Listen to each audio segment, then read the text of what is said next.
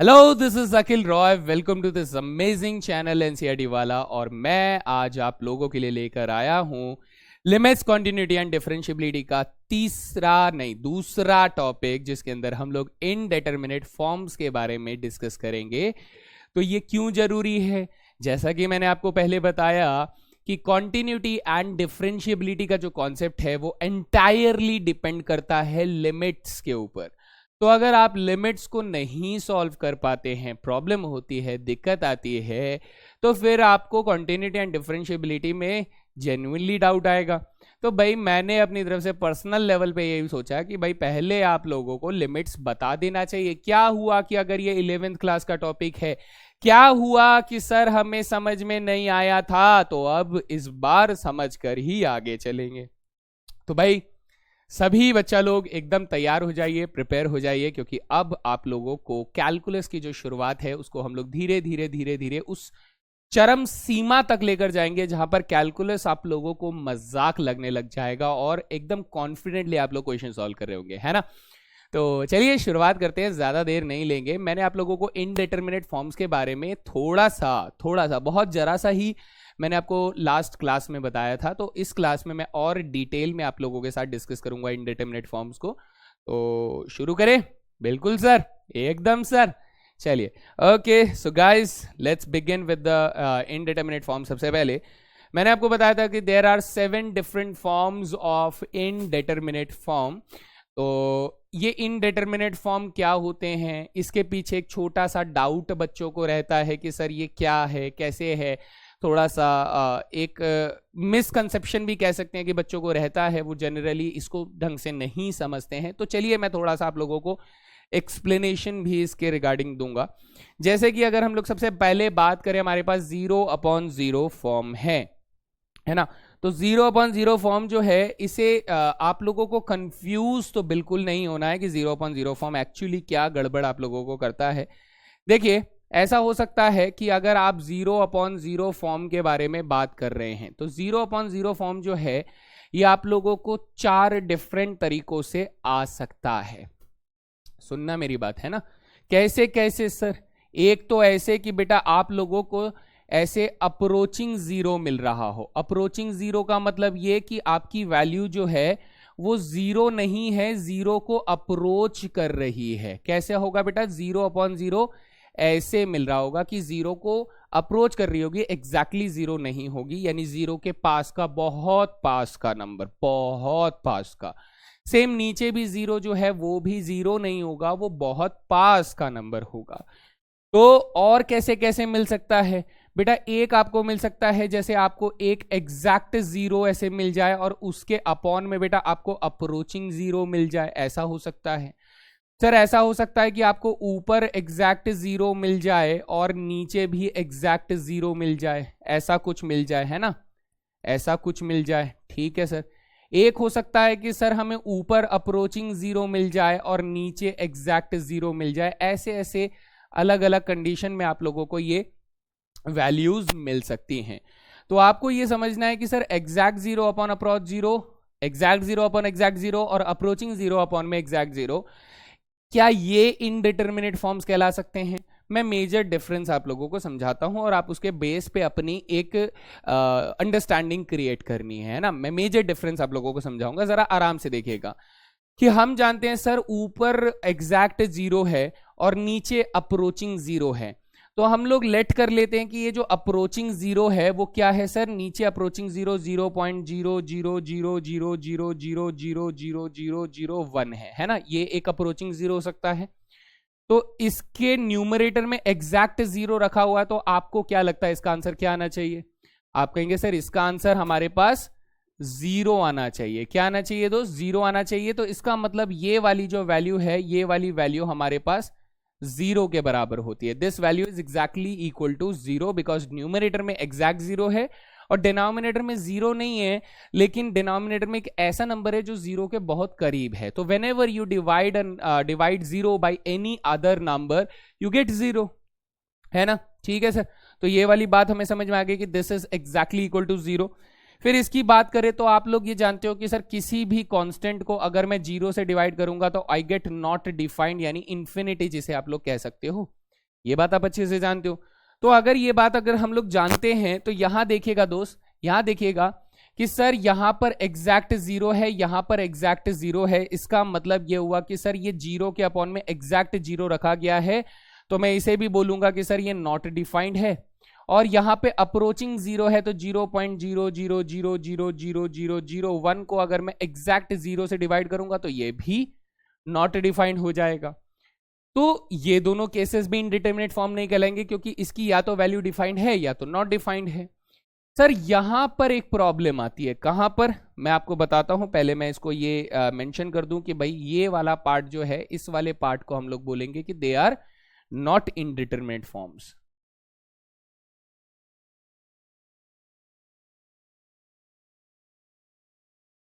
इनडेटरमिनेट forms है ना, they are not indeterminate forms. जबकि कौन है सर इनडिटरमिनेट फॉर्म, कौन होगा? आप कहेंगे ये हमारा इनडिटरमिनेट फॉर्म होगा, this will be indeterminate form.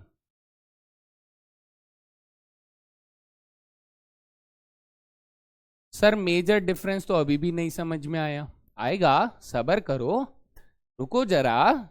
है क्या डिफरेंस है इनडिटरमिनेट फॉर्म में? इनडिटरमिनेट फॉर्म इसलिए कहा जाता है क्योंकि हम इसे अभी, जब ये अप्रोचिंग जीरो अपॉन में अप्रोचिंग जीरो होता है, हम इसे डिटरमाइन नहीं कर सकते कि इसकी एग्जैक्ट वैल्यू क्या है। जैसे एक एग्जांपल से समझाता हूं। सपोज करो ऊपर वाला जो नंबर है वो बेटा क्या है, वो एक अप्रोचिंग जीरो नंबर है, तो वो ऐसा कुछ दिख सकता है। सर नीचे वाला नंबर जो है वो भी एक अप्रोचिंग जीरो है, तो वो ऐसा कुछ आप लोगों को दिख सकता है, ऐसे करके। ये भी तो एक अप्रोचिंग जीरो नंबर है। तो आप कहेंगे सर अगर ये दोनों जो हैं, ये सर जीरो अप्रोचिंग को हम लोग ऐसे करके लिखेंगे एरो बना के कि सर ये जीरो को अप्रोच कर रहा है, तो ये zero approaching upon zero approaching ऐसे ऐसे नंबर्स पॉसिबली हो सकते हैं। आप कहेंगे हाँ सर हो तो सकते हैं। तो अगर आप ये सॉल्व करोगे तो आप कहोगे सर ये वाला नंबर ये वाले नंबर से कटेगा तो ये किसके बराबर हो जाएगा? 1/2 के बराबर हो जाएगा। तो यही चीज कह रहा है कि सर जब हम लोगों को ऐसा लगता है कि approaching zero upon approaching zero का फॉर्म बन रहा है, तो उसकी वैल्यू 1/2 भी हो सकती है, उसकी वैल्यू 4/5 भी हो सकती है, उसकी वैल्यू 150 भी हो सकती है। यानी it can be any number. वो डिपेंड किस पे करता है कि वो अप्रोचिंग जीरो वाले नंबर्स कौन कौन से थे, अप्रोचिंग जीरो वाले नंबर्स कौन कौन से थे, उनसे सॉल्व होकर क्या आंसर आ रहा है वो हम लोगों को समझना होता है। तो बस इसी वजह से हम लोग इसे इनडिटरमिनेट फॉर्म कहते हैं दोस्त। तो आई होप आप लोगों को ये चीज समझ में आया कि हमें कब इनडिटरमिनेट फॉर्म लेना है, जब अप्रोचिंग जीरो अपॉन में अप्रोचिंग जीरो वाला कॉन्सेप्ट होगा। इनमें आपको नहीं लेना है ना, नहीं लेंगे सर, ठीक है। इसी तरीके से जब हम लोग बात करते हैं इन्फिनिटी बाय इन्फिनिटी फॉर्म की, तो सर दोनों के दोनों इन्फिनिटी जो होते हैं वो सर अब अप्रोचिंग तो होते नहीं है, क्योंकि इन्फिनिटी एक ऐसा नंबर है जहां तक हम लोग कभी पहुंच ही नहीं सकते हैं, तो सर वो ऑटोमेटिकली अप्रोचिंग ही होगा। आपको लग रहा होगा कि आप बहुत बड़े नंबर तक आ गए हो, लेकिन उसके भी आगे नंबर्स होंगे, आप वहां से भी आगे जाओगे तो उसके भी आगे नंबर्स होंगे, तो you are always approaching to infinity. तो इसलिए इन्फिनिटी बाय इन्फिनिटी फॉर्म में हम लोग कोई खास ऐसा एक्सप्लेनेशन नहीं रखते हैं। और बात आई कि इन्फिनिटी माइनस इन्फिनिटी, ये भी सर हमारे पास ध्यान रखने वाली चीज क्या है। अगर मैं आपको बात करूं इन्फिनिटी माइनस इन्फिनिटी जो है ना, ये सर इनडिटरमिनेट फॉर्म होगा, बट याद रखेंगे, ठीक है, okay, is indeterminate form,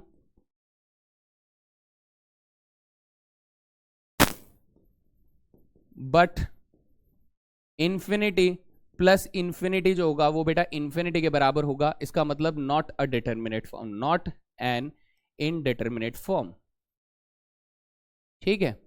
infinity plus infinity जो होगा, आपके मन में अगर सवाल उठ रहा है कि इन्फिनिटी प्लस इन्फिनिटी एक इनडिटरमिनेट फॉर्म होगा, तो नहीं बेटा, क्योंकि उसकी वैल्यू इन्फिनिटी होती है। बट इन्फिनिटी माइनस इन्फिनिटी कितना होगा, we actually do not know. आगे चलते हैं सर, हम जीरो टू इन्फिनिटी वाली, जीरो इंटू इन्फिनिटी वाली बात करें तो इसके अंदर भी वही सेम केस होगा बेटा। इसमें दो डिफरेंट केसेस बनेंगे। पहला केस कौन सा बनेगा सर? पहला केस ये बनेगा कि हम कहेंगे कि सर ये अप्रोचिंग जीरो मल्टीप्लाई इन्फिनिटी होगा, या फिर क्या होगा सर, या फिर होगा एग्जैक्ट जीरो मल्टीप्लाई इन्फिनिटी होगा, एग्जैक्ट जीरो मल्टीप्लाई इन्फिनिटी होगा। ये दो कंडीशंस आप लोगों के पास हो सकते हैं। तो आप कहेंगे कि सर ये वाला इनडिटरमिनेट फॉर्म होगा, जबकि ये वाला इनडिटरमिनेट फॉर्म नहीं होगा, this one will not be indeterminate form. क्यों सर, क्यों, इस बात को समझिए कि इसे बेटा मैं शॉर्ट में लिख रहा हूं, आप लोग समझ जाइएगा, इनडिटरमिनेट फॉर्म, ठीक है, इनडिटरमिनेट फॉर्म ये होगा, जबकि आप इसे बोलेंगे नॉट इनडिटरमिनेट फॉर्म, ये नहीं होगा। क्यों, क्यों सर, क्यों, क्यों, आखिर ऐसा क्यों इनडिटरमिनेट फॉर्म ये नहीं होगा? क्योंकि बेटा ये एग्जैक्ट जीरो है। अब एग्जैक्ट जीरो आप जानते हो सर, किसी भी कांस्टेंट को अगर मैं जीरो से मल्टीप्लाई करूंगा तो आंसर जीरो आ जाता है। हाँ सर, जीरो आ जाता है। तो इसका मतलब इन्फिनिटी एक बहुत बड़ा नंबर होता है, बहुत बहुत बहुत बड़ा नंबर होता है, तो उसे अगर आप एग्जैक्ट जीरो से भी मल्टीप्लाई करते हो तो आंसर क्या आएगा सर? उसका आंसर तो जीरो आ जाएगा, आ जाएगा ना उसका आंसर जीरो। तो जब सर इसका आंसर जीरो है तो वी आर डिटरमाइंड, हमें मालूम है कि इसका आंसर जीरो आने वाला है। So this is not indeterminate form. लेकिन यहां पर देखिए बेटा, यहां पर समझिए कि मैं अप्रोचिंग जीरो एक नंबर ले लेता हूं सर, अप्रोचिंग जीरो 0.0000001 हो जाएगा। सर इन्फिनिटी के लिए कोई एक नंबर अज्यूम कर सकते हैं हम लोग, क्योंकि अप्रोचिंग है, तो आप कह सकते हो सर इन्फिनिटी के लिए हम लोग ये नंबर ले सकते हैं, है ना, ये नंबर ले सकते हैं। तो अगर आप इस नंबर को इस नंबर से मल्टीप्लाई करोगे तो you will get some value. Yes sir, बिल्कुल मिलेगा। आप इसे भी तो बेटा क्या कर सकते हो, इसे भी तो मल्टीप्लाई कर सकते हो, क्योंकि ये भी एक इन्फिनिटी को अप्रोच करने वाला नंबर है। जी सर। अब अगर आप इसे मल्टीप्लाई करोगे तो आपको फिर से एक नई वैल्यू मिलेगी। तो actually we are not determined, हमें नहीं मालूम है कि सर ये अप्रोचिंग जीरो और इन्फिनिटी का प्रोडक्ट जो होगा वो एग्जैक्टली क्या होगा। तो इसीलिए हम लोग कहते हैं कि सर ये इनडिटरमिनेट फॉर्म की कैटेगरी में रखा जाना चाहिए, है ना। बात यहां तक समझ में आ रही है? बिल्कुल सर। आगे चलते हैं, हमारे पास एक जीरो की पावर जीरो, वन की पावर इन्फिनिटी एंड इन्फिनिटी की पावर जीरो। इन तीनों में आपको ध्यान रखना है कि सर इन्फिनिटी के बारे में हम बात नहीं करेंगे, हम लोग बात करेंगे किसके बारे में, कि सपोज कीजिए ये हमारा पहला फॉर्म हो गया, ये दूसरा, तीसरा हो गया, तो अगले वाले की बात करते हैं बेटा जिसमें जीरो की पावर जीरो है। तो आप याद रखेंगे सर इसके अंदर हमारे पास इनडिटरमिनेट फॉर्म कौन सा बनेगा, जिसमें हम लोग अप्रोचिंग जीरो की पावर में अप्रोचिंग जीरो ही रखेंगे। और इसके और दूसरे केस कौन से हो जाएंगे सर, जो कि इनडिटरमिनेट फॉर्म नहीं होंगे। तो आप कहेंगे सर एग्जैक्ट जीरो की पावर एग्जैक्ट जीरो ले सकते हैं, या फिर एग्जैक्ट जीरो की पावर अप्रोचिंग जीरो ले सकते हैं। अच्छा सर, या फिर अप्रोचिंग जीरो की पावर एग्जैक्ट जीरो ले सकते हैं। तो मैं यहां पर आपको इन सब की वैल्यू लिख देता हूं जो कि इनडिटरमिनेट फॉर्म्स नहीं है। वो क्या क्या होंगे सर? इसकी आंसर होगी एग्जैक्ट जीरो की पावर एग्जैक्ट जीरो। अगर आप लेंगे तो बेटा वो नॉट डिफाइंड होता है, हमारे पास कोई आंसर ऐसा नहीं होता है, because exact zero upon zero हमें नहीं मालूम, ठीक है। नेक्स्ट हम लोग बात करते हैं सर एग्जैक्ट जीरो और अप्रोचिंग जीरो। ध्यान से देखिएगा बेटा, एग्जैक्ट जीरो की पावर अप्रोचिंग जीरो, यानी अगर मैं जीरो की पावर 0.0000001 डाल भी देता हूं तो सर इसका आंसर क्या आने वाला है? जीरो, है ना। इसका आंसर क्या आने वाला है सर? जीरो आने वाला है, यानी सर इसकी वैल्यू हो जाएगी जीरो। सर अप्रोचिंग जीरो की पावर एग्जैक्ट जीरो, बेटा अगर मैं 0.0000001 की पावर जीरो डालता हूं तो इसका आंसर क्या आएगा सर? किसी भी कांस्टेंट की पावर जीरो अगर रखते हैं तो आंसर 1 आता है।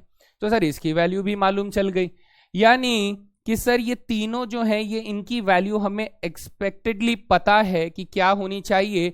तो इसी वजह से मैं कहूंगा कि सर ये वाला जो है, कौन सा वाला, ये वाला अप्रोचिंग जीरो की पावर अप्रोचिंग जीरो, ये जो है ये सर इनडिटरमिनेट फॉर्म बन जाता है। दिस इज इनडिटरमिनेट फॉर्म बन जाता है, बिकॉज क्योंकि सर यहाँ पे अप्रोचिंग जीरो है तो बहुत छोटा नंबर होगा और पावर में भी बहुत छोटा नंबर होगा, तो इट इज पॉसिबली सर कुछ भी आंसर आ सकता है। देयर आर पॉसिबिलिटीज की कुछ भी आंसर आ सकता है, so that is why this is indeterminate form.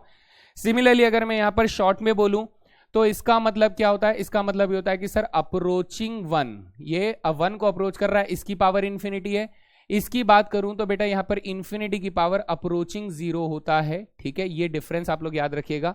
और अगर एक तरीके का सवाल और मन में उठता है बच्चे के, वो कौन सा, कि सर अगर इन्फिनिटी की पावर जीरो है तो क्या जीरो की पावर इन्फिनिटी इनडिटरमिनेट फॉर्म है?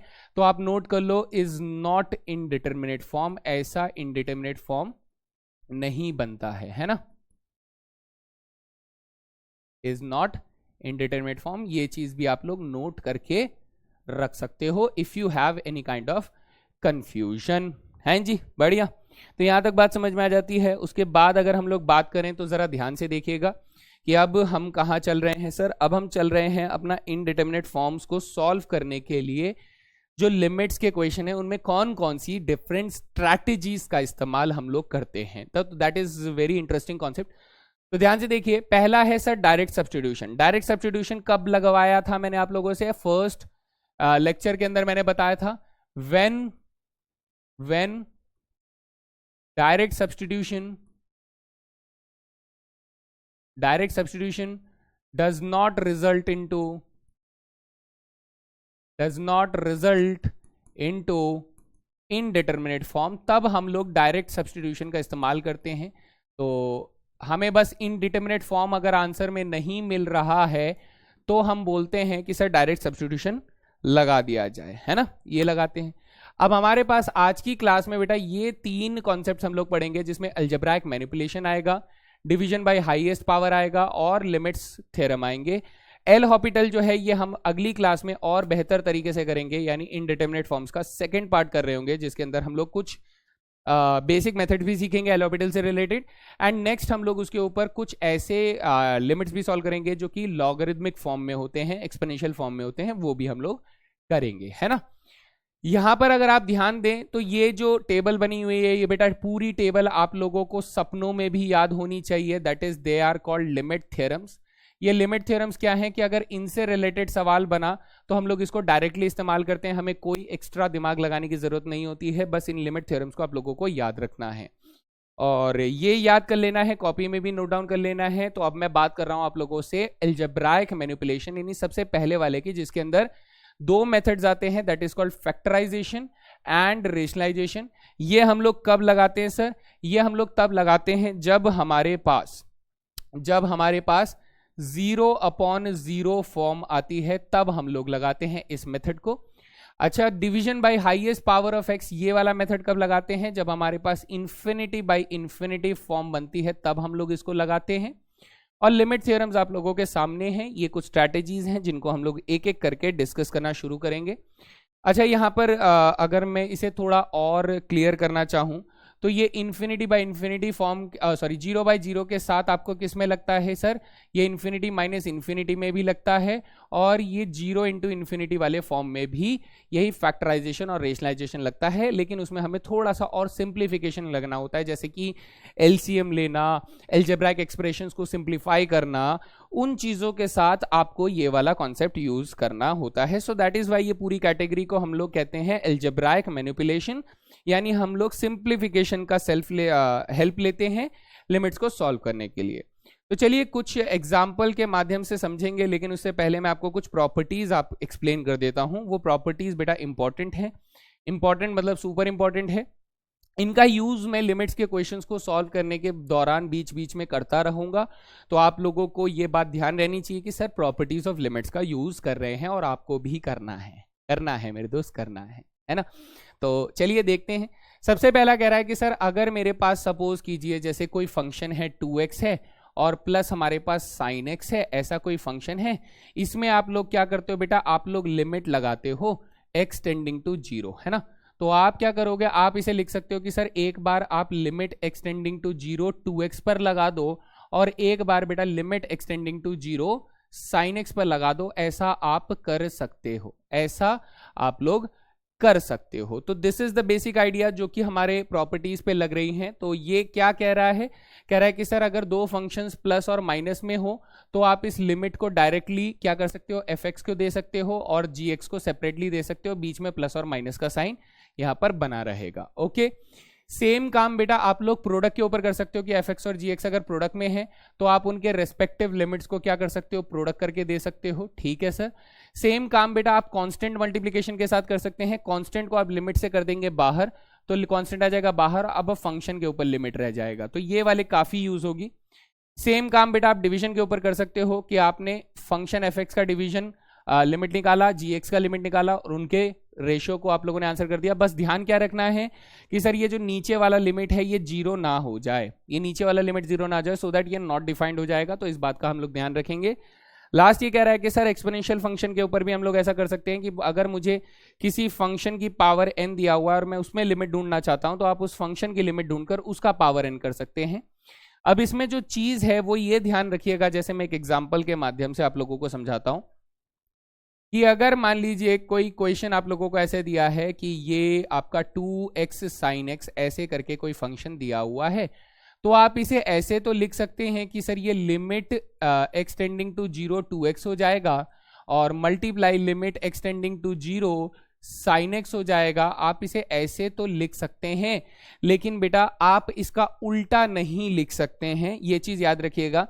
वैसे इस क्वेश्चन के लिए आप उल्टा लिख सकते हैं, लेकिन इन जनरल बहुत सारे ऐसे सवाल आप लोगों को मिलेंगे जहां पर आप अगर उल्टा लिख देते हो, यानी सर कैसे, मान लीजिए आप लोगों को ऐसे लिखा हुआ है कि लिमिट एक्सटेंडिंग टू 0 क्या लिखा है 2x लिखा है, multiply limit extending to 0 sin x लिखा है, और आपने सोचा कि सर मैं इसे कंबाइन कर दूं तो मेरा काम हो जाएगा, तो आप इसे 2x sin x लिख दोगे, ऐसे करके काम हो जाएगा। तो बेटा ये वाला प्रोसेस अभी के लिए तो सही है, लेकिन ये गलत है।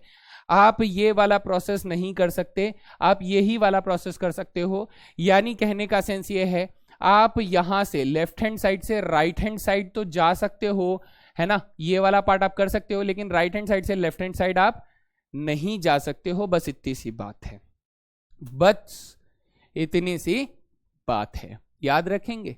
जी सर, बिल्कुल याद रखेंगे। बाकी हम लोग इसके साथ डिस्कस करेंगे क्वेश्चंस के साथ साथ कि ये प्रॉपर्टीज कहां पे किस हालातों में कैसे लग रही है।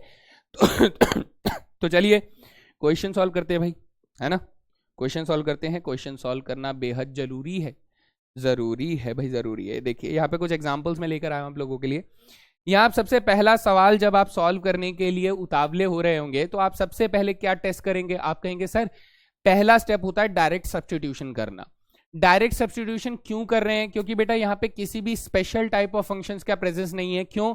क्योंकि मैंने आपको कहा था कि मॉडुलस एक्स हो या फिर सिग्नम फंक्शन हो या फिर ग्रेटेस्ट इंटीजर फंक्शन हो या फिर फ्रैक्शनल पार्ट ऑफ फंक्शन हो, इन फंक्शंस में हमें क्या करना होता है सर? हमें h मेथड को इंट्रोड्यूस करना होता है, जिसमें h की मदद से, याद है ना बेटा, h टेंडिंग टू 0 हम लोग यूज कर रहे थे, तो इसकी मदद से हम लोग इनके लिमिट्स को सॉल्व करते हैं, बिकॉज ये कंपलसरी होता है, क्योंकि ये चेंज कर सकते हैं, है ना। लेकिन सर यहां पर हमारे पास किसी भी तरीके का खास कोई फंक्शन नहीं दिखाई दे रहा है, तो मैं डायरेक्ट सब्स्टिट्यूशन का यूज करूंगा। मैं कहूंगा सर x अगर 5 तक टेंड कर रहा है तो x की वैल्यू 5 यहां पर रख दो, यहां पर रख दो, यहां पर रख दो, है ना, रख दें sir.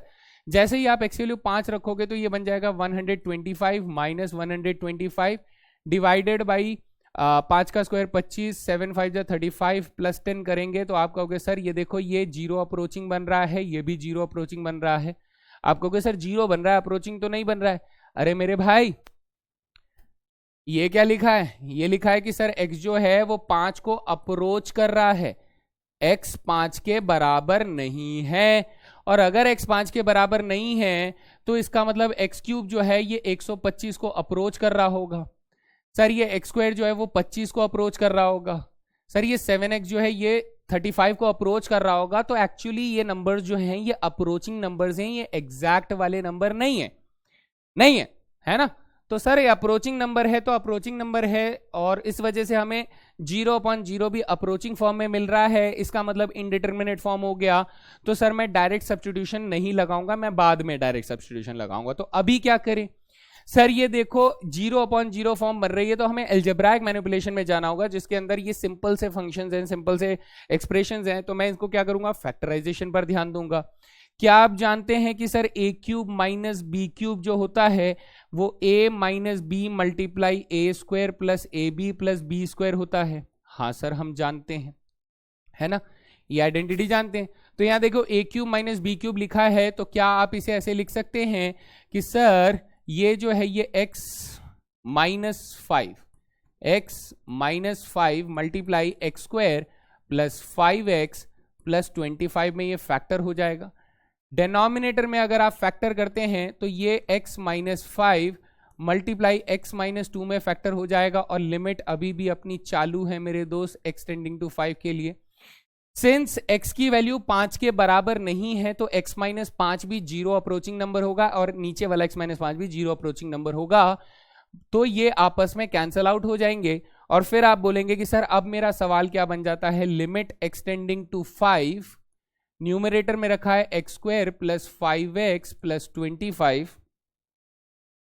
25 divided by x minus 2 लिखा है। जी सर, अब एक बार फिर से डायरेक्ट सब्स्टिट्यूशन लगाकर देखिए, तो आप कहेंगे सर डायरेक्ट सब्स्टिट्यूशन लगाएंगे तो ये हो जाएगा 25 प्लस 25 प्लस 25 हो जाएगा, अपॉन में बेटा क्या हो जाएगा 5 माइनस 2 3 हो जाएगा। तो यू विल से दैट कि सर हमारे पास 75 अपॉन में 3 आ जाएगा, तो ये कटने पर आपके पास 25 बन जाएगा।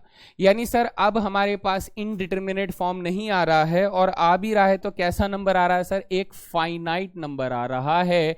तो इसका मतलब ये हुआ कि इस लिमिट की वैल्यू क्या हो गई सर, 25 हो गई, है ना, क्या हो गई, 25 हो गई। तो मेरे ख्याल से ये बेसिक्स आप लोगों को समझ में आया है। चलते हैं अगले सवाल पर, अगले एग्जाम्पल पर। ये क्या कह रहा है सर, यहां पर अगर मैं डायरेक्ट सब्स्टिट्यूशन रखता हूं तो 3 माइनस 3 हो जाएगा 0, इधर आ जाएगा 3 माइनस 2 यानी कि अंडर द रूट 1, माइनस ये हो जाएगा 4 माइनस 3 अंडर द रूट 1, तो ये इससे कैंसिल हो जाएगा, इससे कैंसिल हो जाएगा, तो यहाँ पर 0 अप्रोचिंग आ जाएगा और यहाँ पर भी 0 अप्रोचिंग आ जाएगा। तो सर 0 बाई 0 फॉर्म बन रहा है, तो एल्जेब्राइक मैनिपुलेशन का इस्तेमाल करना पड़ेगा, है ना। तो एल्जेब्राइक मैनिपुलेशन यूज करेंगे, तो इस बार फैक्टराइजेशन यूज करें या कुछ और। तो बेटा देखो, रूट का प्रेजेंस है, अगर रूट का प्रेजेंस है तो हम रूट के हटाने के लिए रेशनलाइजेशन का यूज करते हैं। तो जी सर रेशनलाइजेशन करने की कोशिश करो। इधर देखो हमारे पास लिमिट एक्सटेंडिंग टू 3 दिया हुआ है। जी सर, यहां पे न्यूमरेटर में आप लोगों को x माइनस 3 दिया है, डिवाइडेड बाई क्या दिया है, root x minus 2 minus root 4 minus x. जी सर, है ना। अब आप इसे रेशनलाइजेशन अगर करना चाहते हैं मेरे दोस्त, तो रेशनलाइजेशन में हमने क्या सीखा था, हमने कहा था कि सर सेम एक्सप्रेशन का साइन चेंज करके ऊपर और नीचे मल्टीप्लाई कर दो, दैट इज x माइनस 2 और 4 minus X divided by under the root x minus 2 plus 4 minus X. Now this is the rationalisation वाला पार्ट, है जी सर, ठीक है। नोट करिएगा, हमने अभी अभी एक प्रॉपर्टी बोली थी कि सर अगर मेरे पास कोई दो फंक्शंस का प्रोडक्ट दिया हुआ है, एफ एक्स इंटू जी एक्स दिया है, और उस पर लिमिट अगर आप लोग ढूंढ रहे हैं तो आप इसे लिख सकते हैं limit extending to A F X लिख सकते हैं, और क्या लिख सकते हैं, multiply limit extending to A ji X लिख सकते हैं, है ना, ये लिख सकते हैं। तो ये वाली प्रॉपर्टी सर कहाँ लगाएं, आप इधर देखिए दोस्त, किधर देखिए, ये वाली जो एक्सप्रेशन है बेटा, ये क्या हो रहा है, ये पूरे फंक्शन में मल्टीप्लाई हो रहा है। तो इस पर अगर मैं लिमिट लगाता हूं तो 3 माइनस 2 रूट 1, 4 माइनस 3 रूट 1, तो 1 प्लस 1 कितना हो जाएगा, 2 हो जाएगा।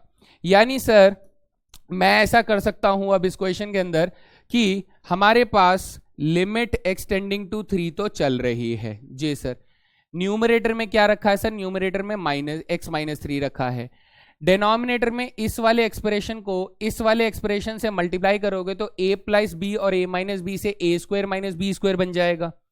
सो a स्क्वायर बन जाएगा हमारे पास x minus 2 minus B square बन जाएगा आपके पास 4 माइनस एक्स, ऐसा कुछ बन जाएगा।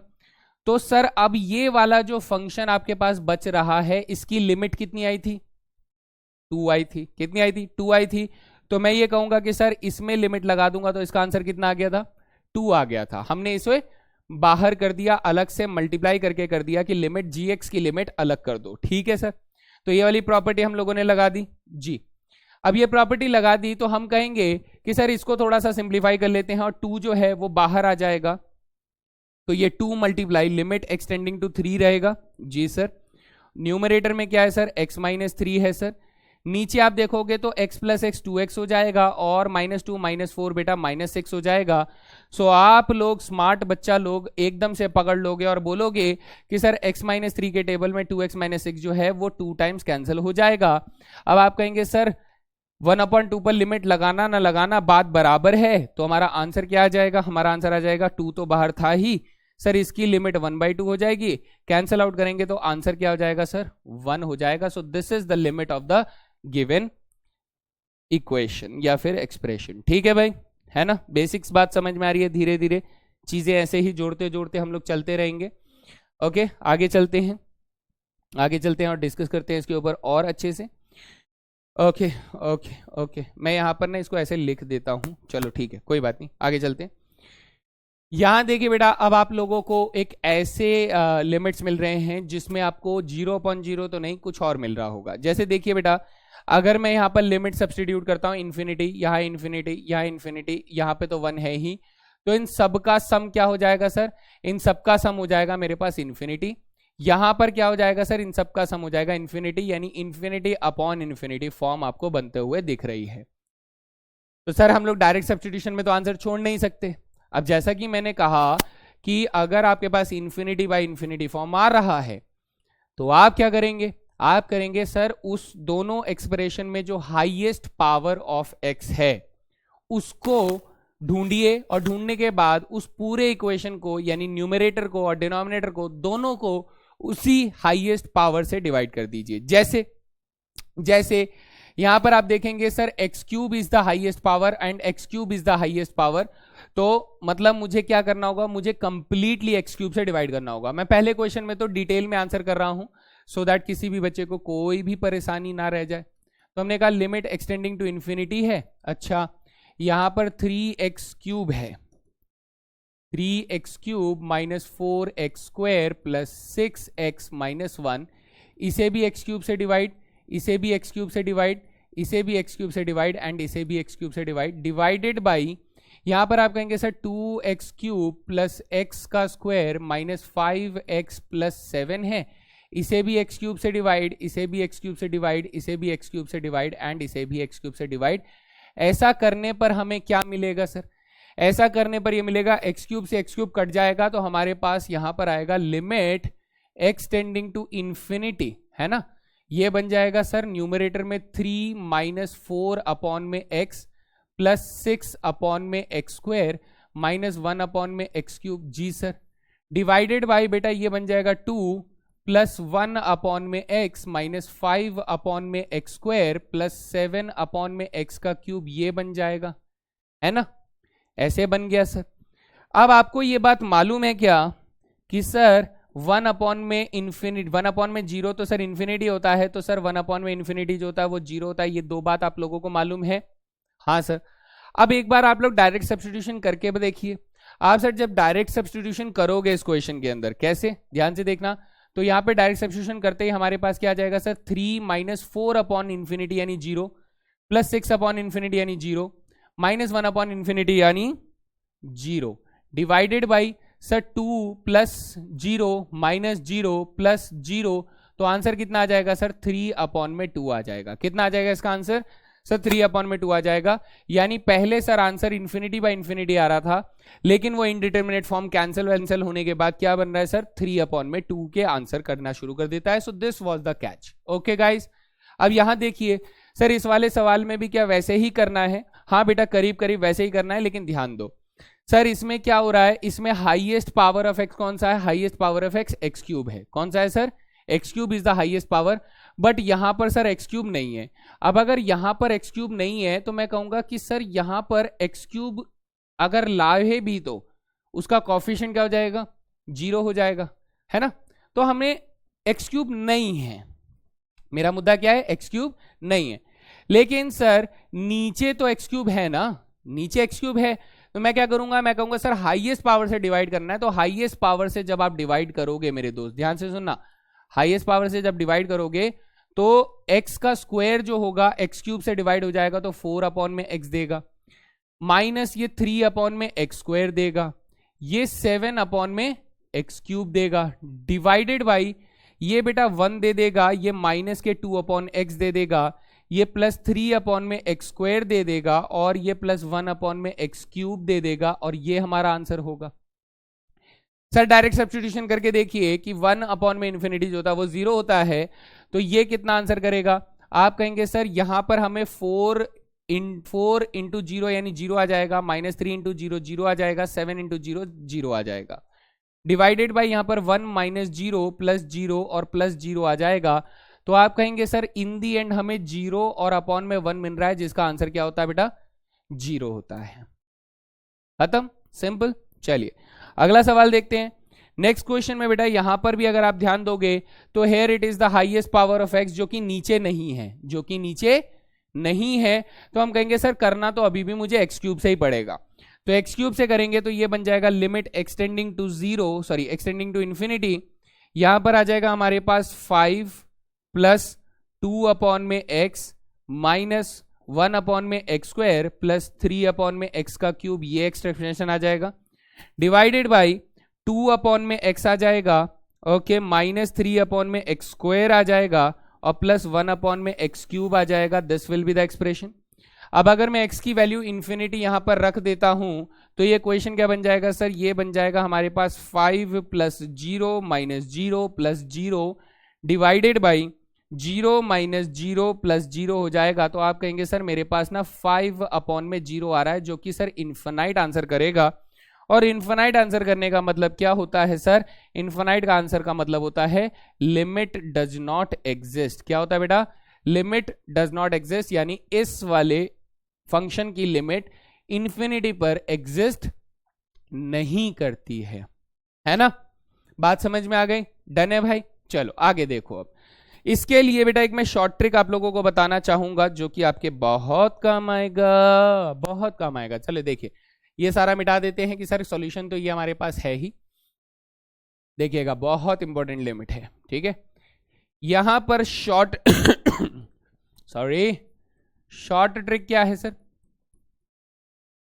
शॉर्ट ट्रिक ये है कि अगर हमारे पास इंफिनिटी बाई इंफिनिटी फॉर्म बन रही है, अगर इंफिनिटी बाई इंफिनिटी फॉर्म बन रही है तो मेरा जो लिमिट होगा, ठीक है, मेरी जो लिमिट का आंसर होगा, लिमिटिंग वैल्यू जो होगा, लिमिटिंग वैल्यू जो होगा वो क्या होगा sir, coefficient of highest power of x.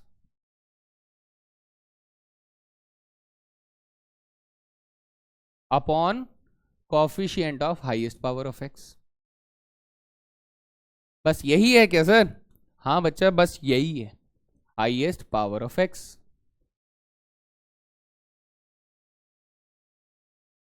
ये हमारा ट्रिक है कि सर हमें लिमिटिंग वैल्यू अगर इन्फिनिटी बाय इन्फिनिटी से निकालना है तो ऊपर वाले एक्सप्रेशन के कोफिशिएंट उठाना है हाईएस्ट पावर का, और नीचे वाले एक्सप्रेशन का कोफिशिएंट उठाना है हाईएस्ट पावर का, एंड देन आप लोग, ठीक है, इसका आंसर निकाल सकते हैं। कैसे, जरा ध्यान देंगे, ध्यान देंगे भाई, ध्यान देंगे, बिल्कुल ध्यान देंगे। यहां देखिए सर, हाईएस्ट पावर ये है, ये हाईएस्ट पावर है, इसका कोफिशिएंट 3 है, इसका कोफिशिएंट 2 है, तो सर मेरा आंसर क्या हो जाएगा, सीधा सीधा हाईएस्ट पावर का कोफिशिएंट अपॉन में हाईएस्ट पावर का कोफिशिएंट 3/2 हो जाएगा। क्या हमने मजाक मजाक में 3/2 ही निकाला था, है ना? मजा आया? तो बस ये बात ध्यान रखनी है जी सर।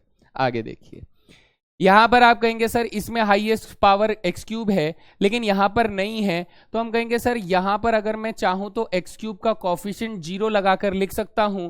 तो आप कहेंगे कि सर ऊपर एक्स क्यूब का कोफिशिएंट क्या है, सर ऊपर एक्स क्यूब का कोफिशिएंट 0 है, नीचे एक्स क्यूब का कोफिशिएंट 1 है, तो 0/1 कितना होता है सर, 0 होता है। क्या हमने मजाक मजाक में 0/1 बराबर 0 ही लिखा था, है ना? मैं मालूम है, थैंक यू, ठीक है। चलो सर, ओके आगे देखो सर, इस वाले क्वेश्चन में एक्स क्यूब का हाईएस्ट कोफिशिएंट 5 है बट यहां पर नहीं है, तो मैं यहां पर एक्स क्यूब का कोफिशिएंट बेटा 0 मान लूं, तो आप कहोगे सर आंसर क्या होना चाहिए, ऊपर 5 नीचे 0, तो 5/0 कितना होता है सर, इन्फिनिटी होता है। क्या हमने यहां भी मजाक मजाक में 5/0 इन्फिनिटी लिखा था? बात समझ में आ गई, है ना? बात समझ में आ गई। तो बस ये ट्रिक आप लोग अप्लाई करें और आप लोग यहां से आंसर कर सकते हैं। बट मैं सभी को ये बात बता दूं ध्यान से, बहुत ध्यान से, ये कि जो बच्चे सीबीएसई या फिर कोई बोर्ड में एग्जाम लिख रहे हैं, है ना, तो वो बेटा ये मेथड से आंसर करें, और जो कॉम्पिटिटिव एग्जामिनेशन दे रहे हैं जैसे सीयूटी का एग्जाम अगर आप दे रहे हैं तो आप लोग इस तरीके से आंसर निकालें, बिकॉज हमारे पास एमसीक्यू आएगा। तो मुद्दा आपको समझ में आ रहा है कि सर एमसीक्यू में अगर आया क्वेश्चन तो हमें उसमें रिटन सॉल्यूशन नहीं देना है, और अगर वो क्वेश्चन रिटन सॉल्यूशन वाला है तो ऑब्वियसली अगर आपने ऐसे आंसर निकाल दिया तो आपको मार्क्स नहीं मिलेंगे। तो मेरे ख्याल से बात समझ में आ जाती है ना? डन, पता है ना कब कौन सा सॉल्यूशन लगाना है? चलो बहुत बढ़िया। हाँ, ये बच्चे चेकिंग करने के लिए कर सकते हैं कि मेरा आंसर जो है वो चेक करने के लिए सही है या नहीं है। तो ये सारी चीजें समझने से पहले बच्चा मैं आप लोगों को बस एक चीज लिमिट थ्योरम्स का और बताना चाहता हूं। जो बात अगर आपको समझ में आ गई तो मेरे ख्याल से आप रेडी हैं क्वेश्चन सॉल्व करने के लिए। वो ये बच्चा देखो, हमने एक लिमिट थ्योरम पे मैं काम करवा रहा हूं और फिर एक और एग्जांपल में मैं करवा दूंगा, सो दैट आप लोगों को कॉमन बात समझ में आ जाए कि मैं क्या कहना चाहता हूं। जैसे एक लिमिट थ्योरम के अंदर आपको बताया जाता है कि साइन एक्स अपॉन में एक्स जो होता है ये सर 1 के बराबर होता है। और एक लिमिट थ्योरम में आप लोगों को यहां पर लिखता हूं जिसमें आपको बताया जाता है कि limit extending to 0 log 1 plus X upon में एक्स जो होता है वो भी हमारे पास क्या होता है बेटा, 0 होता है। सॉरी 0 नहीं होता है, 1 होता है, I am sorry for that, 1 होता है। तो सर इसमें सीखने वाली चीज क्या है? इसमें सीखने वाली चीज ये है मेरा बच्चा कि सपोज कीजिए कोई क्वेश्चन आप लोगों को ऐसे दिया जाता है, कैसे कि सर लिमिट एक्सटेंडिंग टू 0 तो दिया जाता है ना। यहां पर आपको क्या दिया जाता है बेटा, साइन 3x दे दिया जाता है। क्या दे दिया जाता है? साइन का 3x दे दिया जाता है और यहां पर बेटा सिर्फ x दे दिया जाता है। फिर आपसे कहता है कि इसका आंसर क्या होगा। तो बच्चे को लगता है कि सर इसमें तो लिमिट थ्योरम लग रहा है तो कोई परेशानी नहीं है, इसका आंसर भी 1 आना चाहिए, और अगर आपने 1 कर दिया तो आंसर हो जाएगा गलत, आंसर हो जाएगा गलत। सेम यहां पर एक क्वेश्चन हम लोग सेट करते हैं। सपोज कीजिए आप लोगों को लिमिट एक्सटेंडिंग टू 0 तो दिया जा रहा है, लेकिन यहां पर आप लोगों को लॉगरिदम 1 प्लस 5x दे दिया गया है और अपॉन में बेटा 3x दे दिया गया है। तो आपको लगेगा कि सर क्वेश्चन तो सेम है, बिल्कुल सेम स्ट्रक्चर बन रहा है, तो इसका आंसर भी 1 आना चाहिए। और मैं फिर से बोलूंगा नहीं, आपको ये बात ध्यान रखना है बेटा। यहां देखिए मेरे साथ साथ समझते हुए चलिए कि क्या एक्चुअली में आपको बहुत ज्यादा फोकस करना है। वो ये कि सर इधर हमारा साइन का आर्ग्यूमेंट x है, तो आप कहेंगे सर इधर भी साइन का आर्ग्यूमेंट जो है वही नीचे होना चाहिए, वही चीज नीचे होना चाहिए। यहां देखेंगे सर लॉगरिदम के अंदर जो आर्ग्यूमेंट डला है उसमें 1 प्लस एक्स डला है, तो आप कहेंगे सर नीचे भी हमारे पास x ही डला हुआ है। ये बात आपको ध्यान रखनी है कि यहां पर सेम होना चाहिए। तो सिमिलरली कि सर अगर यहां पर मेरे को आर्ग्यूमेंट 3x दिया है तो इसका मतलब सर यहां पर क्या होना चाहिए था, 3x होना चाहिए था। और अगर यहां पर मेरे पास 5x दिया गया है तो आप कहेंगे सर 5x यहां पर भी होना चाहिए था, बट यहां पर चीजें मैच नहीं कर रही हैं, नहीं कर रही है ना। तो आप इसके साथ करेंगे थोड़ी सी छेड़ाखानी। छेड़ाखानी कैसे करेंगे? सर लिमिट एक्सटेंडिंग टू 0 तो है ही, और आपको यहां पर साइन 3x दिया जा रहा है और नीचे बेटा एक x दिया जा रहा है। तो आप कहेंगे कि सर मुझे अगर 3x की जगह 3x ही चाहिए तो मैं यहां पे 3 से मल्टीप्लाई करके यहां पर 3 से मल्टीप्लाई कर दूं तो ये सारा स्ट्रक्चर हो जाएगा, हो जाएगा। तब आप कहेंगे कि सर मेरा काम पूरा हो गया, यहां पर ये जो स्ट्रक्चर 3x है वही सेम स्ट्रक्चर यहां पर भी मिल जाता है, यानी अब ये लिमिट थ्योरम की तरह काम कर सकता है। और इस पूरे लिमिट की वैल्यू क्या आ जाएगी सर? इस पूरे लिमिट की वैल्यू 1 आ जाएगी इसकी मदद से, है ना, इसकी मदद से 1 आ जाएगी। देन आप कहेंगे सर मेरा आंसर 1 इंटू में 3 आना चाहिए, so your answer will be 3 here. 1 नहीं आएगा बेटा, 1 आपका इस लिमिट थ्योरम की वैल्यू आ गई 1, और उसके साथ हमारे पास एक 3 था, तो मिलाकर 3 इंटू 1 3 आ जाएगा, है जी, ठीक है। अब इधर देखो सर, इधर देखने पर क्या परेशानी है? इधर परेशानी ये है कि सर हमें ना यहां पर लॉगरिदम का जो आर्ग्यूमेंट है उसमें 1 प्लस 5x दिया गया है। तो मैं कहता हूं कि सर एक काम कीजिए, ये जो 3 है इस 3 को लिमिट से बाहर कर देते हैं तो 1/3 बन जाएगा, और यहां पर क्या बच जाएगा सर? x बच जाएगा। और फिर इसके ऊपर मैं सिंप्लीफिकेशन करना चाहता हूं, तो जरा ध्यान से देखेंगे इसमें सिंप्लीफिकेशन कैसे करेंगे। हमने कहा सर यहां पर आर्ग्यूमेंट 5 है, 5x है, तो यहां पर क्या होना चाहिए सर? 5x होना चाहिए था, लेकिन यहां पर अगर x है तो मैं इसे कैसे सिंप्लीफाई करूं? ओहो, चलो फिर से बनाएंगे। यहां पर क्या हो जाएगा सर? 5x होना चाहिए था। Then you will say that कि सर अगर मैं यहां पर 5 से मल्टीप्लाई कर दूं तो मुझे यहां पर भी 5 से मल्टीप्लाई करना चाहिए, और इस बेसिस पे ये पूरा का पूरा जो स्ट्रक्चर है बेटा ये लिमिट थ्योरम को दिखा रहा है इसकी मदद से, और जिसका आंसर आ जाएगा 1। तो आप कहेंगे सर मेरा फाइनल आंसर 1/3 मल्टीप्लाई 1 मल्टीप्लाई 5 आ जाएगा, so your final answer will be 5/3 हो जाएगा, हैं जी। लिमिट थ्योरम्स को यूज करना आ रहा है कि सर जो स्ट्रक्चर बन रहा है वही सेम स्ट्रक्चर नीचे भी बनना चाहिए। तो आप यहां पर ये सारी की सारी लिमिट थ्योरम में ध्यान दीजिएगा बेटा, मैं यहां पर मार्क कर रहा हूं सबके लिए कि सर अगर यहां पर x लिखा है तो इसका मतलब यहां पर भी x होना चाहिए, अगर यहां पर x लिखा है तो सर यहां पर भी x होना चाहिए, हैं जी। बात समझ में आ रही है ना?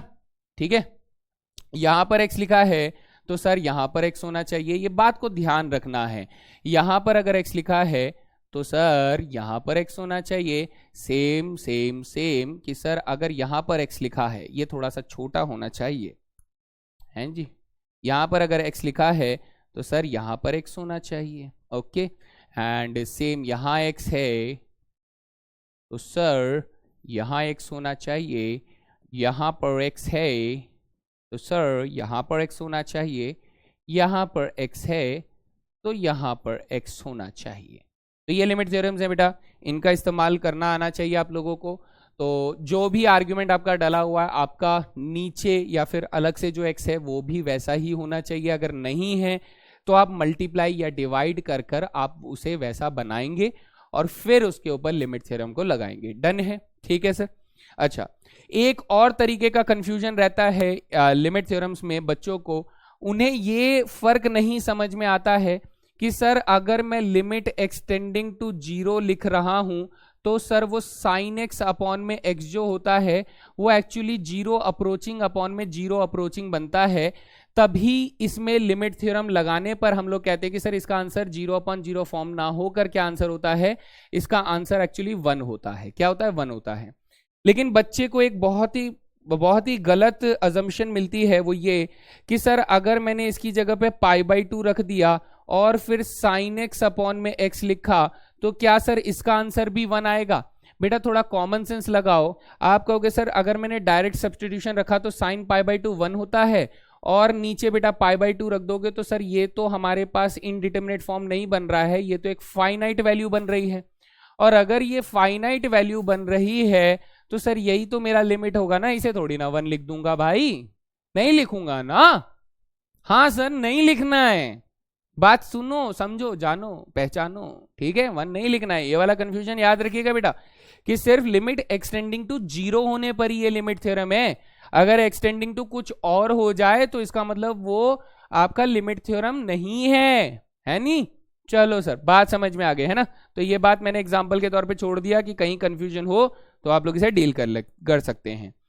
तो चलिए अब सवालों की तरफ चलते हैं। ये रहा मेरा सबसे पहला सवाल आप लोगों की स्क्रीन पर। क्वेश्चन ये कह रहा है कि find limit extending to zero. जहां पर ऐसा ऐसा क्वेश्चन दिया गया है तो आप देखेंगे कि सर अगर मैंने इसमें डायरेक्ट सब्स्टिट्यूशन किया तो वन तो सर वन हो जाएगा। कॉस जीरो जो होता है, कॉस जीरो वन होता है तो वन का क्यूब वन हो जाएगा और नीचे बेटा जीरो का स्क्वायर जीरो हो जाएगा। तो आप कहेंगे सर जीरो अपॉन में जीरो बन रहा है, यानी ये इनडिटरमिनेट फॉर्म बना रहा है। तो हम लोग क्या करेंगे सर, हम लोग इसमें जो जितना लग सकता है वो करेंगे। अब आपको लगेगा कि सर इसमें कॉस वाली लगा दे क्या? नहीं बेटा, क्योंकि कॉस का क्यूब हो रहा है, नीचे एक्स का स्क्वायर है, ऐसा थोड़ी ना होता है कॉस वाला लिमिट थ्योरम। तो हम लोग इसमें पहले थोड़ा सा दिमाग लगाएंगे और फिर कहेंगे कि सर हमारे पास ए क्यूब माइनस बी क्यूब की एक खूबसूरत सी आइडेंटिटी होती है जो बच्चे को कभी याद करने का मन नहीं होता है और फिर वो बाद में कहता है कि सर ये कौन सी आइडेंटिटी है। ऐसा होता है क्या आप लोगों के साथ? मतलब मैं जब पढ़ाया करता हूं तो मुझे तो ऐसे बच्चे दिखते हैं, इसलिए मैं आप लोगों से भी पूछ रहा हूं। तो ये आइडेंटिटी को अगर मैं ऊपर लगाऊंगा तो हमारे पास क्या आ जाएगा sir, limit extending to zero तो है ही।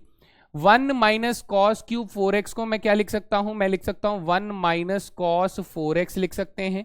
मल्टीप्लाई में one plus cos square four x आ जाएगा प्लस कॉस फोर एक्स आ जाएगा। ये हमारा आइडेंटिटी का स्प्लिटअप हो गया। डिवाइडेड बाय हमें क्या दिया है सर, एक्स का स्क्वायर दिया है। ऐसा कुछ स्ट्रक्चर आपको बन जाएगा। अब बेटा मैंने आपसे ये कहा कि सर अगर मेरे पास लिमिट एक्सटेंडिंग टू कोई भी लिमिट आपकी चल रही है और एफ एक्स मल्टीप्लाई जी एक्स के फॉर्मेट में आपको दिया गया है तो आप इसे लिख सकते हैं कि सर ये limit extending to A F x अलग कर दीजिए, multiply limit extending to A ji x को अलग कर दीजिए। मैं इस लिमिट की प्रॉपर्टी को अगर यूज अप करता हूं तो मैं ये वाला इसको gx मान लेता हूं। इसको क्या कर लेता हूं बेटा, gx कंसीडर कर लेता हूं। तो इसकी लिमिट को सेपरेट कर दूं, कर दो सर, इसकी लिमिट को सेपरेट कर देते हैं। आप कहेंगे सर इसमें एक लिमिट का सवाल बन जाएगा, लिमिट एक्सटेंडिंग टू जीरो। ये क्या बन जाएगा sir, one minus cos four x upon में एक्स स्क्वायर बन जाएगा। और ये क्या बन जाएगा, multiply limit extending to zero क्या बन जाएगा दोस्त, one plus cos square four x plus cos four x, ऐसा कुछ बन जाएगा, है ना? दो अलग अलग हो गए, ठीक है सर। अब ये देखो one minus cos two theta का फॉर्मूला आप लोग जानते हो, बताइए सर। 1 माइनस कॉस 2 थीटा, आप लोग जानते हो ना कितना होता है सर, 2 साइन स्क्वायर थीटा होता है। हाँ सर होता है। तो इसी को अप्लाई कीजिए और आप कहेंगे कि सर यहां देखिए, है ना, 1 minus cos 2 theta sir 2 sine square theta हो जाएगा, क्योंकि यहां पर 4x था तो 4x का हाफ हो जाएगा बेटा 2x हो जाएगा, और डिवाइडेड बाई बेटा x स्क्वायर है। ये स्ट्रक्चर आप लोगों को मिल रहा है। सर इधर डायरेक्ट सब्स्टिट्यूशन लगा दें तो 1 तो 1 ही होगा, cos 0 1 हो जाएगा, ये भी 1 हो जाएगा, तो कुल मिला के 3 टाइम्स हो गया, है ना सर। अच्छा, और जोर से देखिए बेटा, और जोर से देखिए कि सर ये वाला 2 जो है इसे बाहर कर दो, और ये जो 3 आया है इसे भी अगर बाहर लिख देते हैं तो हमारे पास 2 मल्टीप्लाई 3 बाहर आ जाएगा, और सिर्फ लिमिट लगा रहेगा किसके ऊपर, एक्सटेंडिंग टू 0। यहां पर अगर आप इसे स्ट्रक्चर के फॉर्म में लिखें, कैसे कि सर ये हमारे पास साइन 2x है, सर स्क्वायर है, नहीं बेटा साइन 2x लिख रहा हूं, तो यहां पर x हो जाएगा, तो दोनों का स्क्वायर आप बाहर से कॉमन कर देंगे। ओके, आप ये कहना चाहते हैं। तो बेटा अपनी आंखों को तेज करें और बोलें कि सर अगर इधर की तरफ 2x लिखा है तो सर इधर की तरफ भी 2x होना चाहिए था। सर होना तो चाहिए था। तो इसी चीज को अगर मैं ध्यान में रखते हुए कहूं कि सर ये 6 मल्टीप्लाई लिमिट एक्सटेंडिंग टू 0, है ना, यहां पर स्क्वायर हो रहा है, वो कंप्लीट स्क्वायर हो रहा है, यहां पर हमें साइन 2x दिया है और नीचे बेटा x दिया है, तो हम कह रहे हैं कि सर मुझे ऊपर अगर 2x मिल रहा है तो मुझे नीचे भी एक 2 से मल्टीप्लाई करना पड़ेगा, है ना। तो ये हो जाएगा। सर इसकी टोटल पावर कितनी दी है, इसकी टोटल पावर 2 दिए है, तो आप कहेंगे सर ये 6 तो रहेगा, ये इतना पार्ट, कितना पार्ट सर, इतना पार्ट हमारा लिमिट थ्योरम बन गया, तो इसका आंसर कितना आ जाएगा भाई, इसका आंसर 1 आ जाएगा, है ना। तो सर इसका आंसर 1 आ जाएगा, तो कुल मिला के मेरा फाइनल आंसर क्या होगा, 6 मल्टीप्लाई ब्रैकेट्स में 1 इंटू 2 का स्क्वायर आ जाएगा, है ना। इसका आंसर 1 हो गया, ये 2 हो गया, तो टोटल आंसर 6 इंटू 1 इंटू 2 का होल स्क्वायर, यानी 6 4 जा 24 हो जाएगा, और ये हो जाएगा हमारा limiting value of the given function. हैं जी, एकदम बढ़िया जी सर, एकदम बढ़िया, बात पूरी तरह समझ में आ जाती है, और इसी को आप अप्लाई करें, क्वेश्चंस में लगाएं, एंड डेफिनेटली आप लोगों को बहुत अच्छे से मजा आ जाएगा। ठीक है, चलो बहुत बढ़िया, आगे चलते हैं अगले सवाल पे। नेक्स्ट, ये देखिए यहां पर अगर आप लोग क्या करेंगे, लिमिटिंग वैल्यू लगाएंगे, तो आप डायरेक्ट सब्स्टिट्यूशन से देखिए, सर π/6 रखेंगे तो साइन π/6 होता है 1/2, तो ये 2 मल्टीप्लाई 1/2 का स्क्वायर 1/4 हो जाएगा, प्लस यहाँ 1/2 आ जाएगा, प्लस यहाँ 1 आ जाएगा। Okay sir. अच्छा, इस क्वेश्चन में ना यहां पर माइनस का साइन है दोस्त, कहां पर, यहां पर हमारे पास माइनस का साइन है।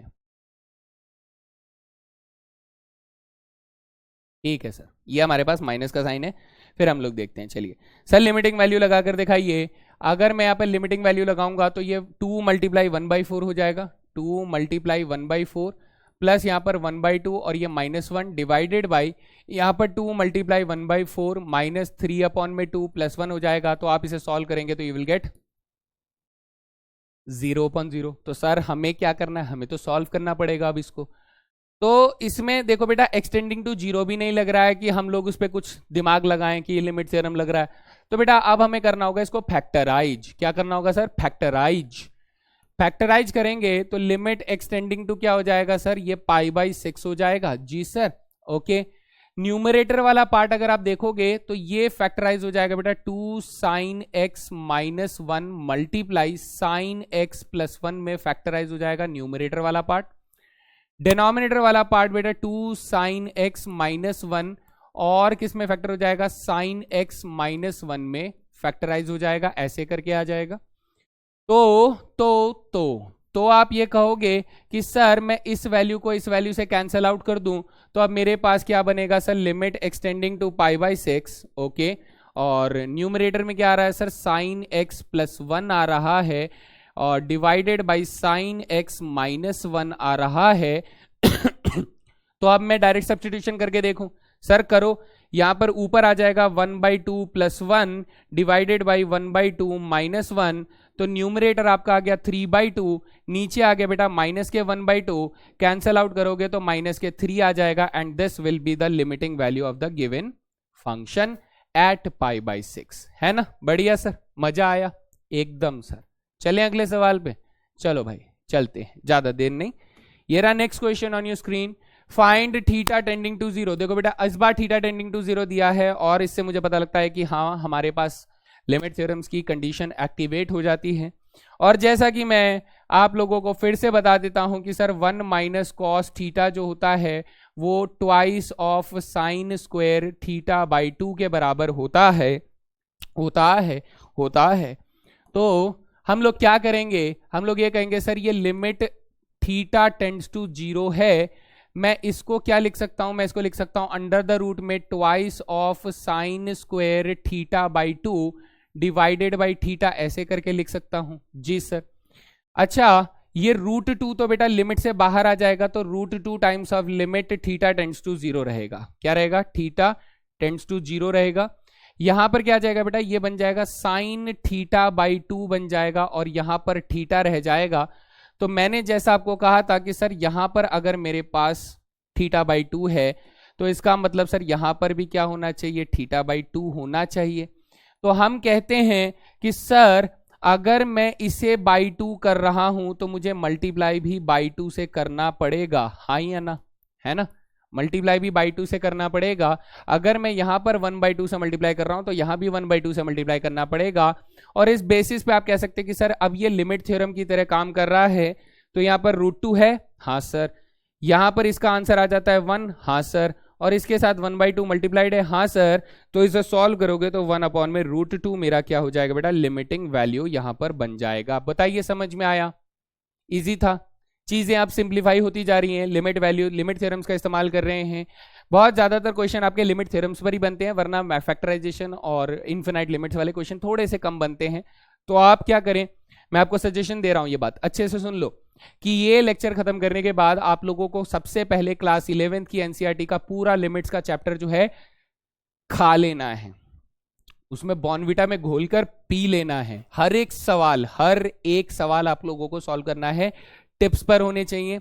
अगर आप पहले से ये चीज कर चुके हैं तो बेटा आप आरडी शर्मा के अंदर या फिर आरएस अग्रवाल की बुक्स उठाकर उसमें से लिमिट थ्योरम्स के सारे सवाल कर लेने हैं, क्योंकि हम लोग जब कंटिन्यूटी करेंगे तो बार बार हमारे सामने लिमिट्स के अच्छे सवाल सामने आएंगे, है ना, तो उसके लिए तैयार करना है अपने आप को। ठीक है सर, अगला सवाल देखते हैं। नेक्स्ट क्वेश्चन देखो, find the value of limit extending to 0 tan 2x upon में sin 3x दिया हुआ है। तो देखो मैं इस क्वेश्चन को कैसे खत्म करना पसंद करूंगा कि यहां पर अगर मेरे को ऊपर tan 2x दिया गया है और नीचे सर sin 3x दिया गया है, तो पहला काम तो ये करें कि सर मैं इन दोनों को किससे डिवाइड कर दूं, मैं इन दोनों को बेटा इससे भी x से डिवाइड कर दूं, मैं इसे भी x से डिवाइड कर दूं, ऐसा करना अलाउड है?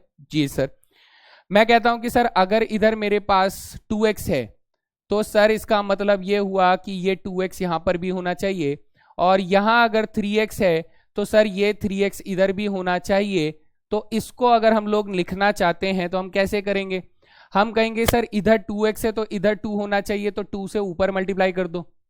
सर अगर इधर 3x तो इधर 3 होना चाहिए, तो 3 से इधर मल्टीप्लाई कर दो। और ऐसा करने पर आप कहेंगे कि सर ऊपर अपने आप में ये वाला जो पार्ट है ये एक लिमिट थ्योरम बन गया, नीचे ये एक लिमिट थ्योरम बन गया, और इन दोनों लिमिट थ्योरम्स की जब आप वैल्यू रखेंगे तो आपके पास न्यूमरेटर में आ जाएगा 1 × 2, नीचे आ जाएगा 1 × 3, तो हमारा फाइनल आंसर विल बी 2/3। बस खत्म। ये तभी पॉसिबल है बेटा जब आप इन लिमिट थ्योरम्स को समझते हैं, उनके साथ डील कर सकते हैं, बेहतर अप्रोच आप लोग उस पर लगा सकते हैं। डन है भाई, चलिए अगले सवाल पे। जी सर, ये देखिएगा, ये question limit extending to tending to होना चाहिए। बताओ देखो क्या लिखा हुआ है जी, ये तो गलत बात है जी, एकदम गलत बात है।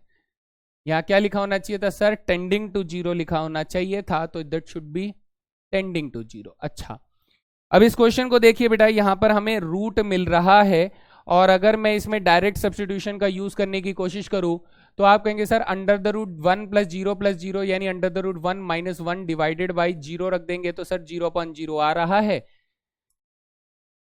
इनडिटरमिनेट फॉर्म बन रहा है। तो हम क्या करें, सर रेशनलाइजेशन, क्योंकि रूट दिखाई दे रहा है ना, है ना जी सर है, ठीक है। चलो इधर देखो, अब हम कह रहे हैं कि सर अगर यहां पर लिमिट एक्सटेंडिंग टू जीरो है जी, लिमिट एक्सटेंडिंग टू जीरो है, यहां पर सर हमारे पास न्यूमरेटर में क्या रखा है, under the root 1 plus x square रखा है, और यहां पर माइनस के 1 रखा है, और डिवाइडेड बाई बेटा एक्स रखा है।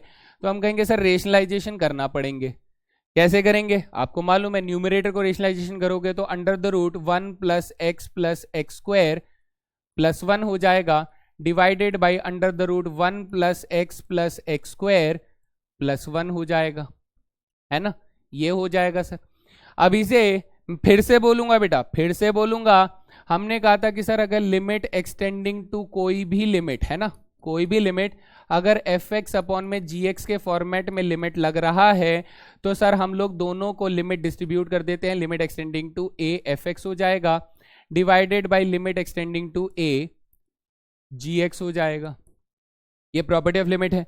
तो सर जी एक्स इसमें कहाँ मान रहे हैं हम लोग, इसको जी एक्स मान रहे हैं, इसको जी एक्स मान रहे हैं, तो ये डिवीजन में है, तो डिवीजन में है तो डिवीजन में बाहर कर दो इसको। तो आप कहोगे कि सर इस क्वेश्चन को आप लोग ऐसे रीराइट कर सकते हैं, कैसे कि यहां पर लिमिट एक्सटेंडिंग टू जीरो है, ठीक है, ऊपर ये वाली टर्म और ये वाली टर्म जो है ये a प्लस बी और a माइनस बी से मल्टीप्लाई होगा तो a square minus B square आ जाएगा, यानी न्यूमरेटर बन जाएगा a square minus B square divided by बेटा x रहेगा, और सर इसके अपॉन में क्या चला जाएगा, इसके अपॉन में limit extending to zero, g x किसको माना था सर, जी एक्स माना था under the root 1 plus x square plus 1 को माना था, है ना, ये हो गया सर। अच्छा यहां देखोगे प्लस 1 और माइनस 1 कैंसिल आउट हो गए, हाँ सर हो गए। इसमें से x कॉमन ले सकते हैं, हाँ सर ले सकते हैं, तो यहां पर लिमिट एक्सटेंडिंग टू के, यहां क्या आ जाएगा सर, लिमिट एक्सटेंडिंग टू 0 आ जाएगा। यहां पर ऊपर में अगर मैं x कॉमन ले लूंगा तो x प्लस 1 बचेगा, नीचे बेटा x यहां पर बच रहा है, और डिनोमिनेटर में जो लिमिट है इसकी वैल्यू क्या आ जाएगी सर, 0 रख दूंगा तो अंडर रूट 1 प्लस 1 2 हो जाएगा, है ना, ठीक है। सर ये वाला जो x है इस x से काट दो भाई, है ना, ये x और ये x कट गए तो सर सिर्फ x प्लस 1 बचा, इसमें 0 डालूंगा तो बेटा ऊपर 0 प्लस 1 आ जाएगा, नीचे हमारे पास 2 चल रहा है, तो फाइनल आंसर विल बी 1/2 हो जाएगा। So this is the limiting value of the given function. बढ़िया है ना, धांसू सर एकदम धांसू चल रहा है, आपको भी इतना ही धांसू बनना है, ठीक है, रुकना नहीं है, झुकना तो बिल्कुल नहीं है। चलो अगला सवाल। सर यहां पर भी वही सेम आर लिखा हुआ है, बताइए ऐसे कैसे चलेगा, यहां पर क्या होना चाहिए, टेंडिंग टू 3 होना चाहिए, ठीक है जी, टेंडिंग टू 3 होना चाहिए। तो ये देखो बेटा मॉड्यूलस फंक्शन आ गया है, ओ हो मॉड्यूलस फंक्शन आ गया है सर। अब तो हमें स्पेशल फंक्शन की एंट्री हो गई है, तो हमें h को बुलाना पड़ेगा कि भाई तू आजा, तेरे ही भरोसे जीत पाएंगे हम लोग इस जंग को, है ना। तो h को बुलाओ, लेफ्ट हैंड लिमिट अलग से निकालो, राइट हैंड लिमिट अलग से निकालो, एंड देन उसके बाद बात करते हैं। और इसने पूछा भी है कि सर चेक करो एग्जिस्ट करता है या नहीं करता है। हालांकि अगर आपका कॉमन सेंस अच्छा है तो आप इस क्वेश्चन को सेकंड्स के अंदर बता सकते हैं कि सर इसकी लिमिट एग्जिस्ट नहीं करेगी। कैसे बेटा, क्या ये सिग्नम फंक्शन की तरह बिहेव कर रहा है कि x अपॉन में x मॉड्यूलस x, है ना। तो इसके दो ही आंसर होते हैं सर, या तो +1 होता है या तो -1 होता है, when ever x is greater than 0 पर, और when ever x is less than 0 पर, ये एक तरीका है। तो सर इसी क्वेश्चन को हम लोग ऐसे भी तो लिख सकते हैं कि अगर ऊपर x-3 और नीचे मॉड्यूलस x-3 है तो सर इसका आंसर भी या तो +1 आ रहा होगा या तो -1 आ रहा होगा, for x greater than 0, for x less than 0। हाँ जी सर, ये वाला पार्ट हो गया, ठीक है सर। अब अगर मैं नंबर लाइन में इसको ऐसे एग्जिस्ट करवाऊं तो मैं यहां पर कहूंगा कि सर इधर हमारे पास क्या है, 0 है, सॉरी, यहां पर हमारे पास 3 आएगा। क्या आएगा, x ग्रेटर देन 3 और लेस देन 3, तो सर यहां पर भी हमारे पास क्या आएगा, 3 आएगा। तो हम कहते हैं सर ये वाला कौन सी जगह है, ये 3 वाली जगह है, कौन सी,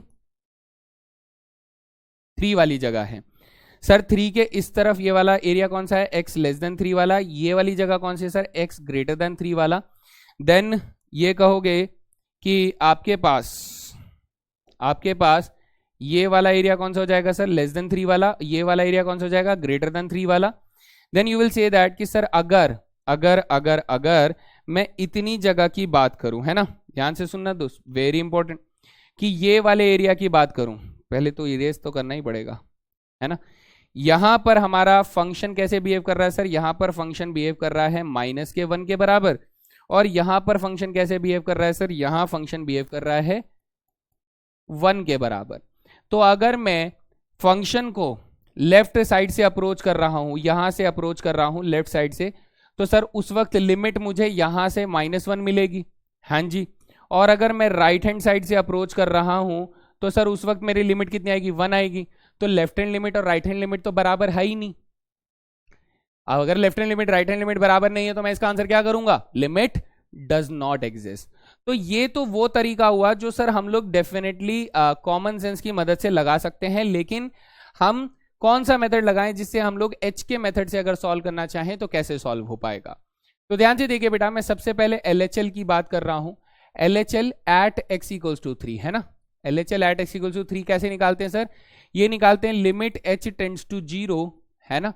ऊपर क्या आ जाएगा सर, ऊपर आ जाएगा 3 प्लस h, अच्छा सॉरी ये लेफ्ट हैंड लिमिट है तो 3 माइनस h माइनस 3 आ जाएगा, डिवाइडेड बाय बेटा मॉडुलस में 3 माइनस h माइनस 3 आ जाएगा, तो 3 से 3 कैंसिल, तो ऊपर आ जाएगा बेटा आप लोगों के पास माइनस के h, और नीचे आ जाएगा आप लोगों के पास मॉडुलस में माइनस के h, जिसे आप कहोगे सर मॉडुलस माइनस h जो होता है वो तो प्लस h में बदल जाएगा।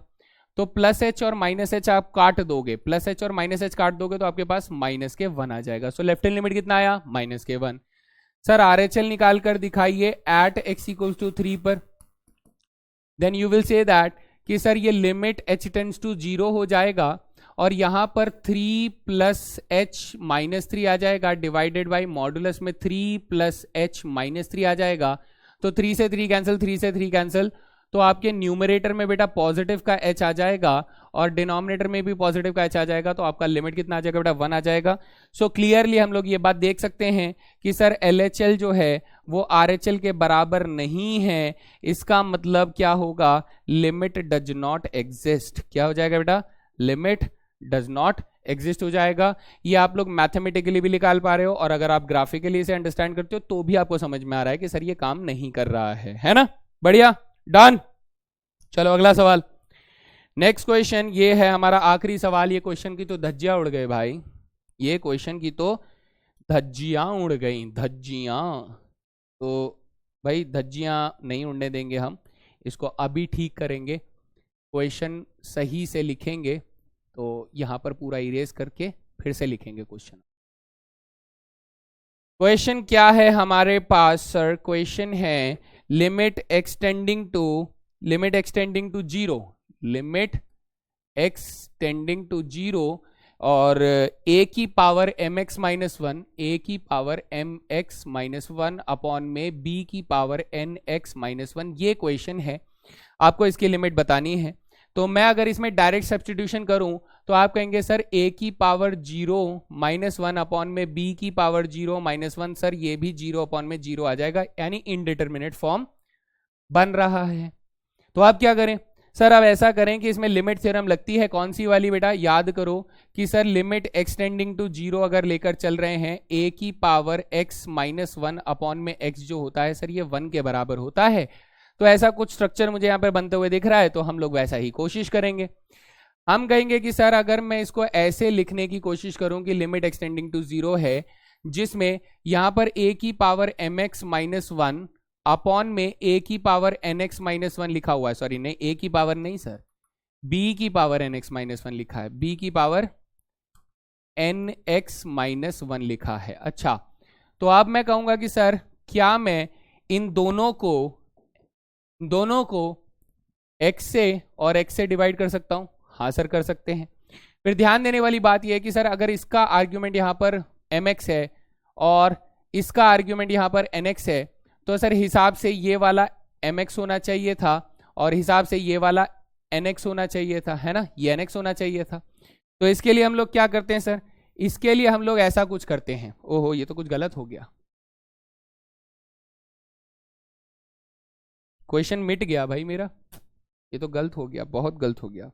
चलो कोई नहीं, मैं क्वेश्चन को अभी दोबारा लिख दूंगा, ये कुछ ऊपर जाके मिट गया अपना, ठीक है, ओके देखते हैं। तो सर इसको ठीक करना है तो हम लोग ये कहेंगे कि सर अगर इधर mx है तो इधर mx होना चाहिए, तो m से नीचे मल्टीप्लाई किया तो सर ऊपर मल्टीप्लाई कर देंगे। सर अगर इधर nx है तो इधर n से मल्टीप्लाई करेंगे, इधर n से मल्टीप्लाई कर देंगे। तो ऐसा करने पर हमारे पास न्यूमरेटर में एक लिमिट थ्योरम बनी, डिनोमिनेटर में एक लिमिट थ्योरम बनी। अगर मैं इस लिमिट थ्योरम की वैल्यूज को इस्तेमाल करूंगा तो ऊपर आ जाएगा बेटा 1 इंटू एम, नीचे आ जाएगा 1 इंटू एन, तो final answer will be m upon में n हो जाएगा and this is your limiting value of the function. Function को ठीक करके लिख देते हैं भाई, फंक्शन को ठीक करके लिख देते हैं। ये तो फिर से मुझे लिखना पड़ेगा, वाह वाह काम खराब हो गया, लेकिन लिखेंगे जरूर है जी, क्वेश्चन तो आप लोगों के पास जाएगा ही जाएगा। तो क्या है हमारे पास इसकी लिमिटिंग वैल्यू, हमसे क्वेश्चन पूछा गया है कि सर लिमिट एक्सटेंडिंग टू 0 तो है ही, a की पावर mx माइनस 1 अपॉन में b की पावर nx माइनस 1 की वैल्यू क्या होगी। तो वही चीज हमें निकालना है, समझ में आ गया, लिमिट थ्योरम्स को यूज करना आ गया। तो इस तरीके से आप लोग बेटा क्वेश्चंस पे क्वेश्चंस लगाते जाएं और बेहतर तरीके से इसको प्रैक्टिस करें। मैं अभी आप लोगों को होमवर्क क्या दे रहा हूं, होमवर्क ये है कि आप लोगों को क्लास 11th की एनसीईआरटी पूरी करनी है, ठीक है, class 11th NCERT complete practice करनी है। साथ साथ आप लोग इसमें आर.डी. शर्मा या फिर आर.एस. अग्रवाल, इन दोनों में से कोई सी भी बुक आप ले, अगर आपके पास है या फिर आप लेना चाहते हैं, तो इनमें से आप लिमिट्स के सारे क्वेश्चन सॉल्व कर लीजिए। और यहाँ पर मेरे हिसाब से तो भाई जो बेसिक्स है वो वाला बात पूरा कवर हो जाता है। एंड अब हमारे पास बचता है इनडिटरमिनेट फॉर्म्स का लेक्चर नंबर 2, यानी कि एक्चुअली में लेक्चर नंबर 3 यानी पार्ट 2, है ना, कंफ्यूज नहीं होना है, अगला लेक्चर। तो अगले लेक्चर के अंदर मैं आप लोगों को लॉगरिथमिक फॉर्म्स ऑफ लिमिट्स बताऊंगा। उसके अंदर ये थोड़े से ऊपर लेवल के क्वेश्चंस होते हैं, थोड़े कम चांसेस हैं कि यहाँ से क्वेश्चन आए, लेकिन अगर आ गया तो बेटा लटकना नहीं है, हम लोग कर सकते हैं, इतनी तैयारी हम लोग करके चलेंगे। क्योंकि भाई पीडब्ल्यू का एक नारा है कि चाहे दुनिया में कोई भी बच्चा कुछ पढ़े ना पढ़े, पीडब्ल्यू के बच्चे को सब आना चाहिए, है ना, सब आना चाहिए, सब आएगा और वो एग्जाम में किसी भी क्वेश्चन से नहीं घबराएगा। बात समझ में आती है तो बेटा कमेंट सेक्शन में जरूर बताएं कि आपको ये सेशन कैसा लगा। So that was all guys, that was all, thank you very much. मिलते हैं अगले सेशन में, तब तक के लिए जय हिंद।